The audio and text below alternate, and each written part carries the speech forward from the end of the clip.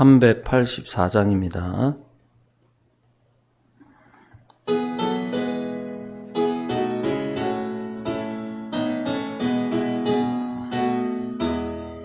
나의 갈 길 다가 도로 예수 인도하시니 내 주 안에 있는 긍휼 어찌 의심하리요.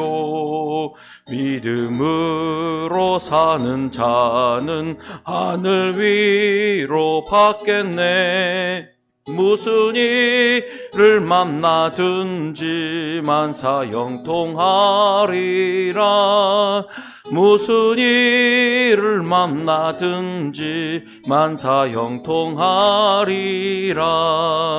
나의 갈 길 다가 도로 예수 인도하시니 어려운 일 당할 때도 족한 은혜 주시네.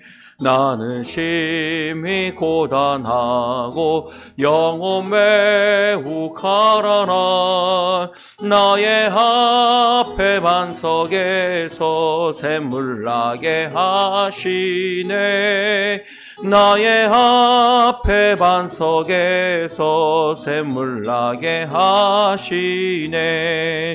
나의 갈 길 다가 도로 예수 인도하시니 그의 사랑 어찌 큰지 말로 할 수 없도다.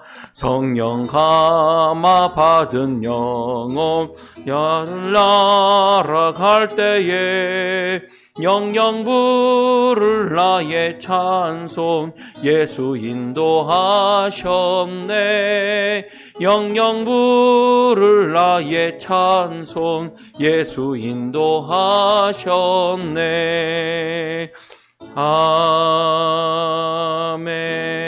아멘.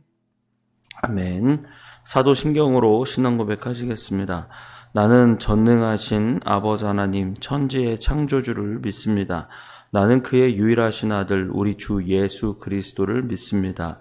그는 성령으로 잉태되어 동정녀 마리아에게서 나시고 본디오 빌라도에게 고난을 받아 십자가에 못 박혀 죽으시고 장사된 지 사흘 만에 죽은 자 가운데서 다시 살아나셨으며 하늘에 오르시어 전능하신 아버지 하나님 우편에 앉아 계시다가 거기로부터 살아있는 자와 죽은 자를 심판하러 오십니다.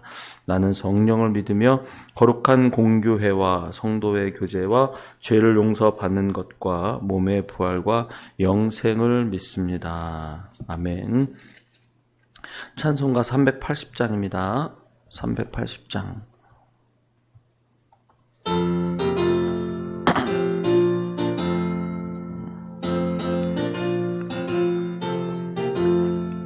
나의 생명 되신 주님 앞에 나아갑니다.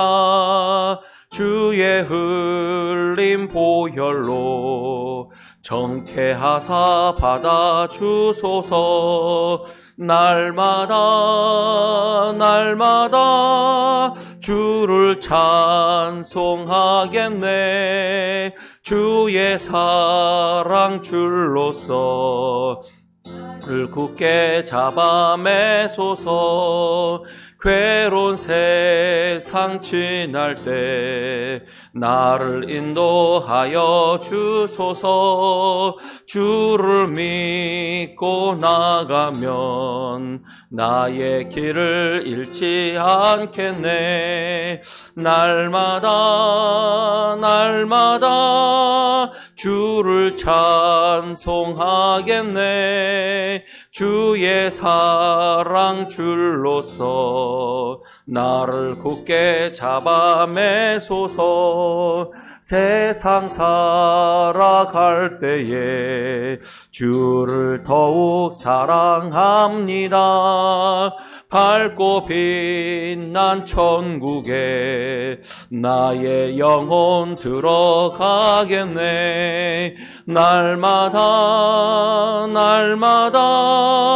주를 찬송하겠네. 주의 사랑 줄로서 나를 굳게 잡아 매소서. 아멘.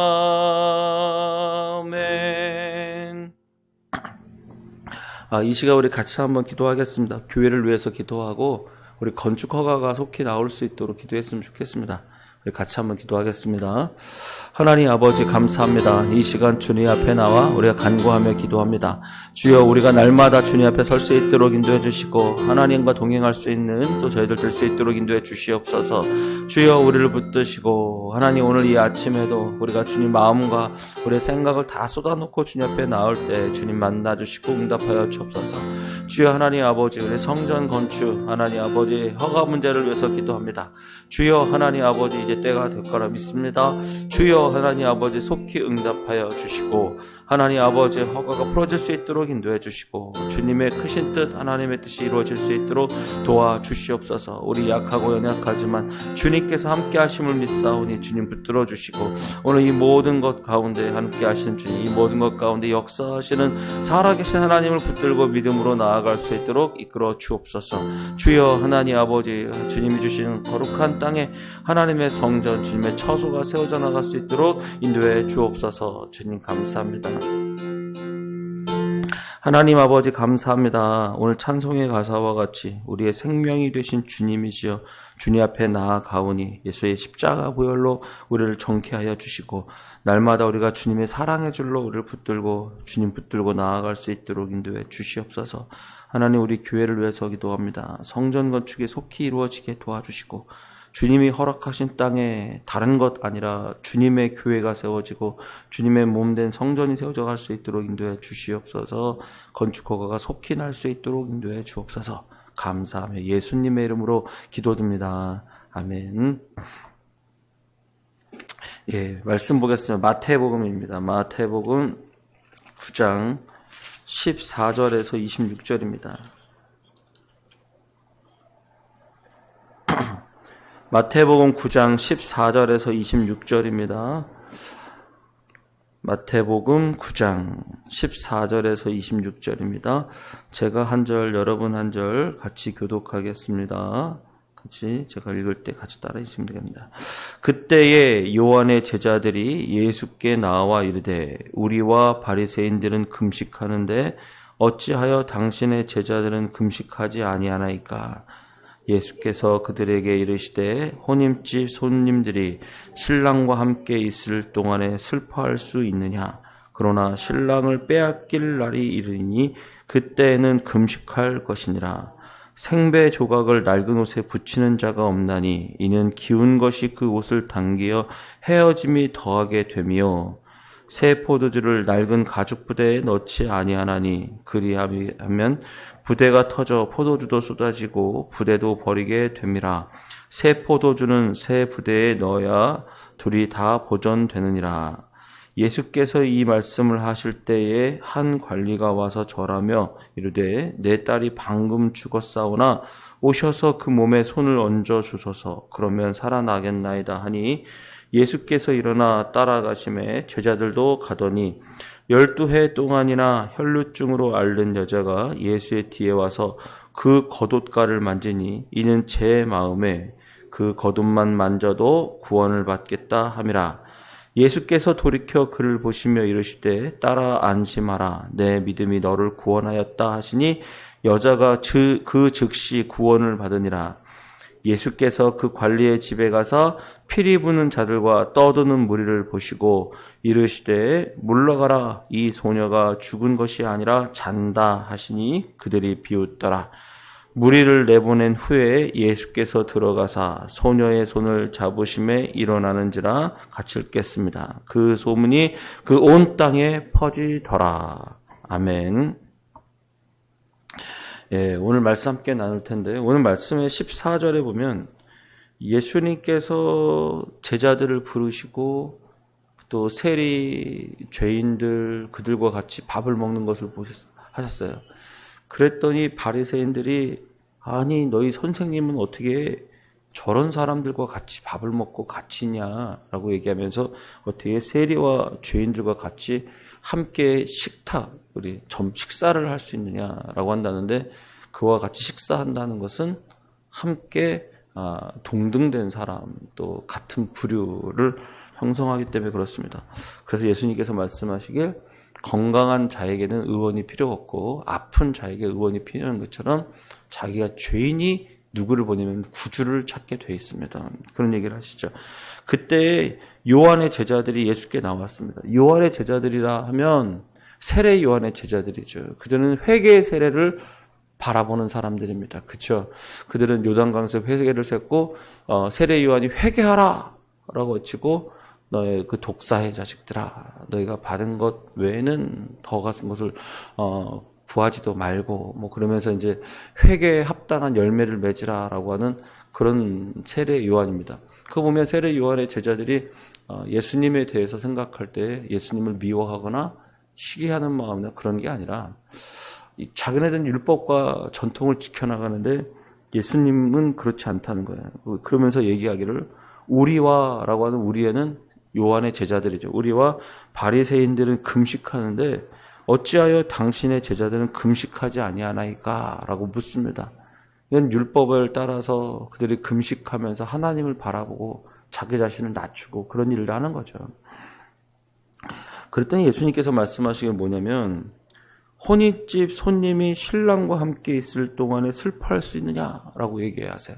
이게 뭐냐면 우리가 세례 요한의 제자들도 그렇고 바리새인들도 그렇고 그들이 율법적인 태도라고 생각하지만 그들은 평소에 갖고 있던 종교적인 습관과 그리고 그들이 늘 날마다 했던 하나님의 율법을 지키는 그런 삶들을 살았던 거예요. 그죠?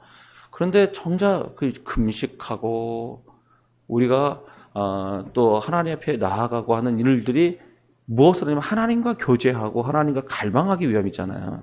근데 어느 순간 우리가 금식만 남고 형식만 남고 율법만 남고 그래요. 그러면서 그렇게 돼버리고 정말은 뭐냐면 우리를 구원하시고 우리를 인도해 주신 살아계신 하나님과 생생한 관계, 교제 이거 하는 것도 중요하거든요. 신랑과 같이 있을 땐 기뻐해야죠. 신랑을 빼앗기고 신랑이 없으면 슬퍼해야죠. 이게 정상이거든요. 근데 어느 순간 종교적인 습관, 종교적인 행위, 그리고 평상시에 했던 우리가 그런 습관들만 남아져 있는 거예요. 그러니 주님께서 말씀하시죠. 예수님이 왔을 때는 예수님과 함께하는 삶을 살아야 됩니다. 오늘 말씀을 보면서 이런 생각이 들었어요. 우리가 예수님을 믿으면 예수님과 함께 사는 삶을 사는 거거든요.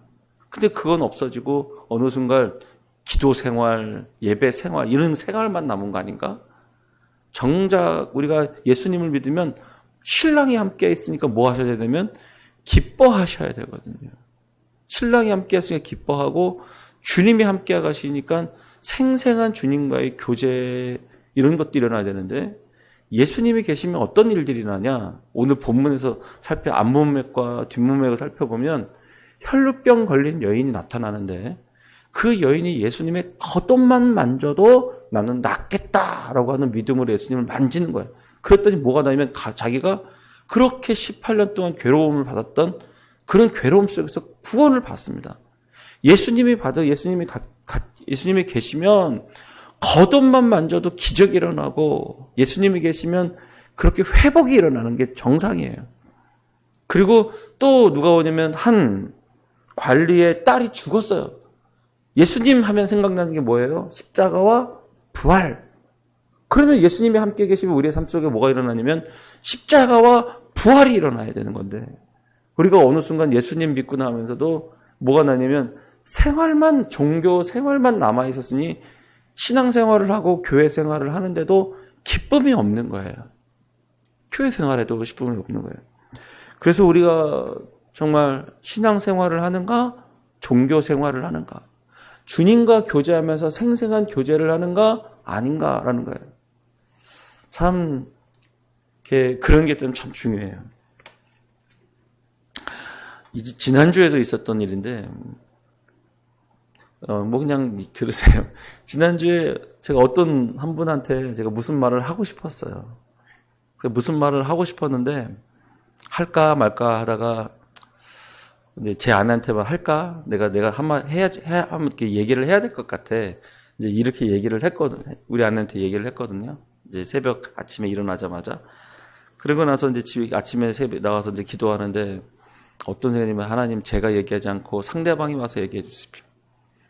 내가 얘기하지 않고 상대방이 와서 얘기해 주십시오. 그랬더니 그날 오후에 상대방이 와서 정말 제가 하고 싶은 일을 먼저 그대로 하는 거예요.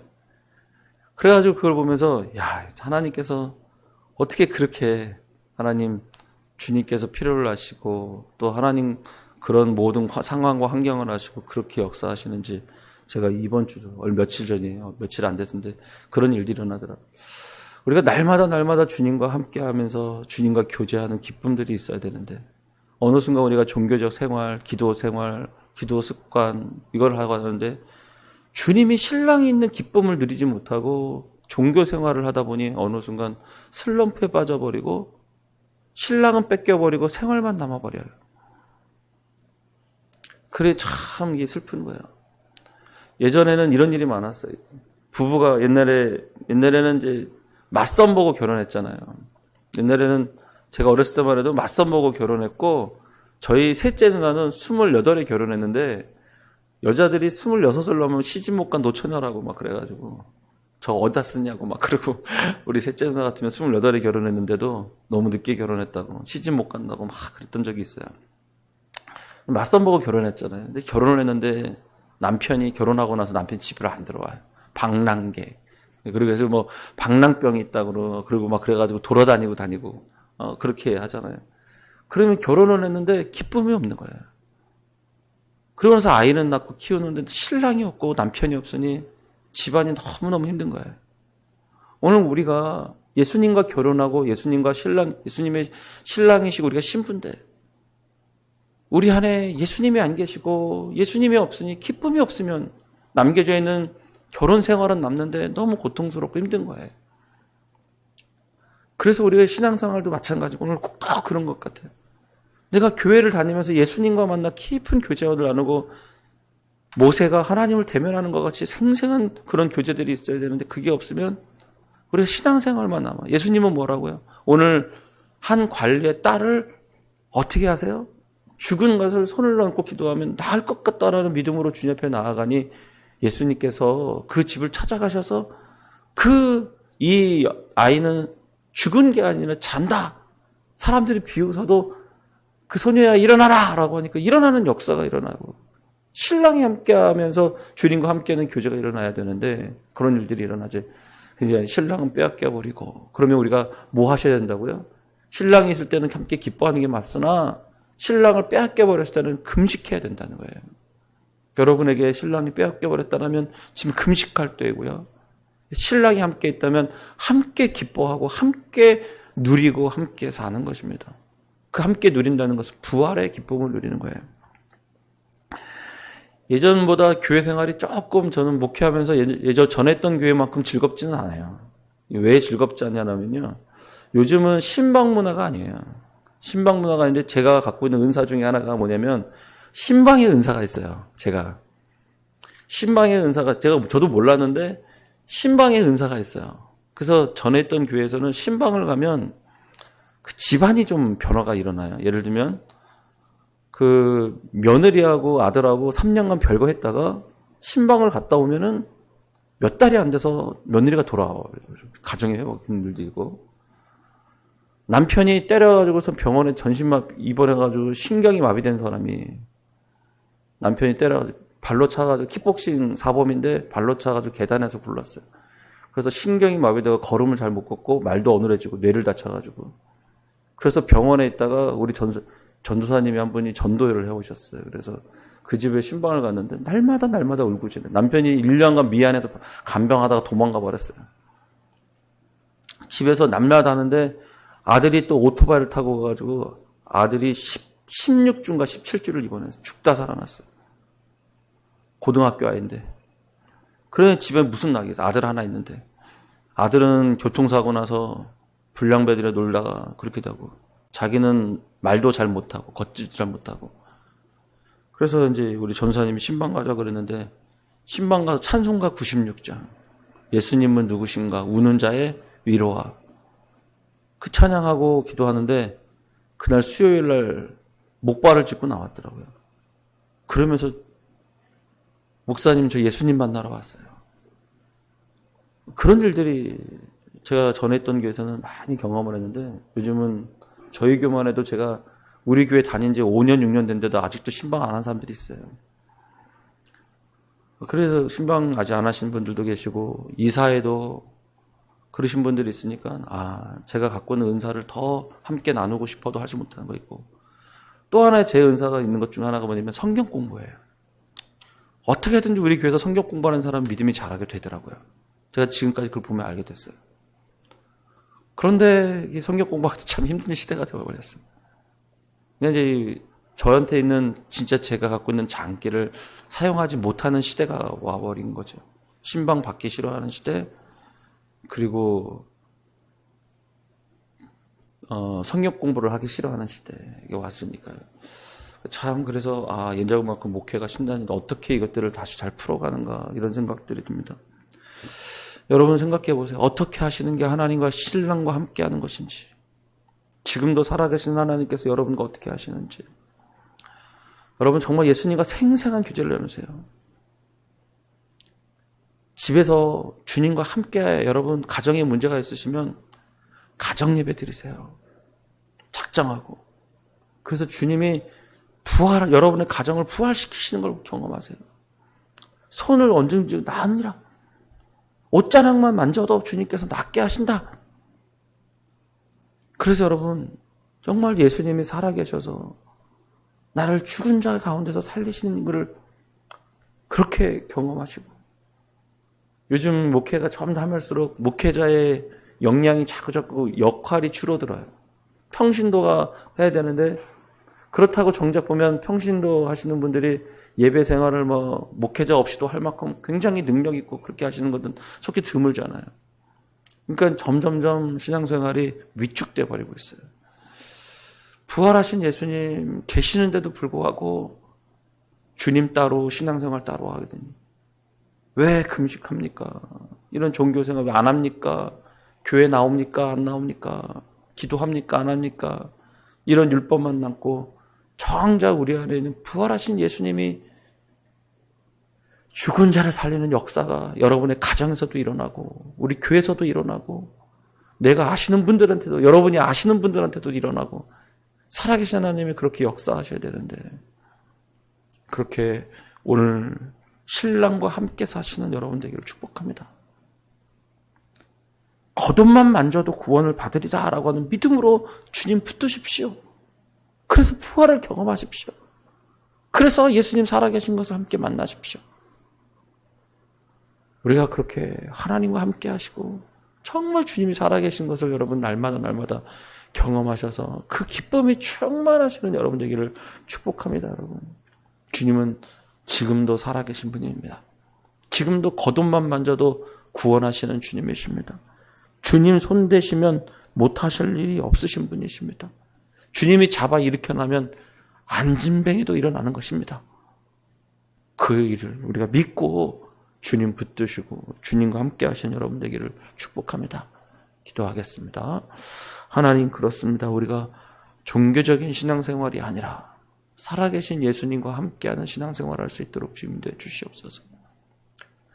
하나님, 정말 우리 예수님께서 지나가시는 소문을 듣고 12해 동안이나 혈루증으로 앓던 여자가 예수님의 뒤로 와서 그의 겉옷을 만지니 하나님 구원을 받고 12년 동안 고생했던 혈루병이 낫게 된 것처럼 죽은 딸이 살아나는 역사가 일어나는 것처럼 오늘 살아계신 하나님의 은혜와 사랑이 우리 가운데, 우리 가정 가운데 일어날 수 있도록 인도해 주시고 우리 교회의 모든 성도들의 인생과 삶 속에 이 부활하신 부활의 주님이 신랑처럼 오셔서 날마다 기뻐하고 날마다 축제가 되고 날마다 신이 나는 신앙생활을 할 수 있도록 주님 인도해 주시옵소서. 종교적인 행동과 행위만 우리를 짓눌러서 괴롭게 하는 것이 아니라 정말 기쁨으로 신앙생활하는 우리 모든 빌립보 교회 성도들이 되게 하여 주옵소서. 감사하며 예수님의 이름으로 기도드립니다. 아멘. 주기도문 드리겠습니다. 하늘에 계신 우리 아버지, 아버지의 이름을 거룩하게 하시며 아버지의 나라가 오게 하시며 아버지의 뜻이 하늘에서와 같이 땅에서도 이루어지게 하소서.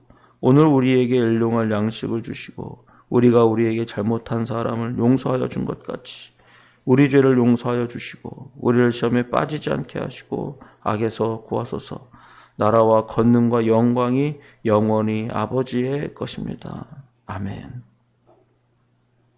오늘 들었던 말씀을 놓고 기도하시고 여러분 오늘 진심으로 오늘 주님이 살아계심을 믿고 그의 뒤로가 옷 끝자락을 만졌던 혈류병 걸린 여인처럼 죽은 딸을 예수님께 데려오는 그 아버지의 믿음처럼 그렇게 주님을 붙들고 기도하셔서 여러분의 인생과 삶 속에서 부활의 주님이 살아계신 그 기쁨이 여러분의 인생과 함께하기를 축복합니다. 같이 한번 기도하겠습니다.